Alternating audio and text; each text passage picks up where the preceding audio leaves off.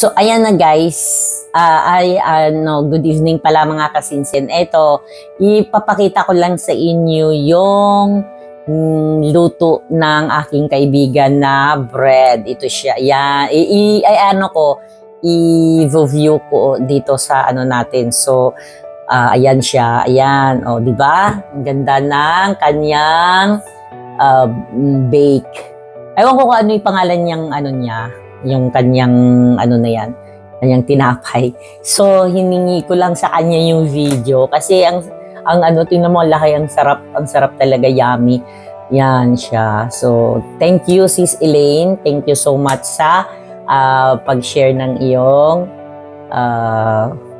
yan, yung iyong bread, how to make your bread, gano'n. So, yan siya. Tapos, ayan na siya, yun, luto na, o, di ba? Ang sarap. Pero, hindi ko na umpisahan kung paano niya ginawa, pero ayan na siya. So, thank you, Sis Elaine. At saka, ayan, dyan siya nakatira, tingnan mo guys, o kung gaano kataas yung building. Yan, gabi na kasi, kaya yan na yung view sa gabi sa kanila. So, yan, tingnan mo. O, di ba? Ang ganda. So, yan din yung, ganyan ang Singapore, napakaliwanag. Basta tahimik lang dito sa Singapore at saka safe lang talaga kahit na anong ano mo. So, yan dyan siya. Nakatira sa condo sila.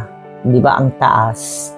Ganon. Diyos ko na hindi ko kaya yung mga ganyang kataas. So, thank you so much, Sis Elaine. Thank you so much sa pag-share ng iyong video. Ganon.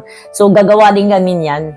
Diba? Kung gusto nyong malaman kung paano niya ginawa yan, ayan, paano niya inano diyang ano na yan, yung tinapay, i-ano nyo lang siya, hanapin nyo lang siya sa Lord DBL.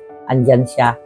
Oh, si Sis Destiny Soar, aka Sis Elaine. So, ninang din ni Kuya Dave yan.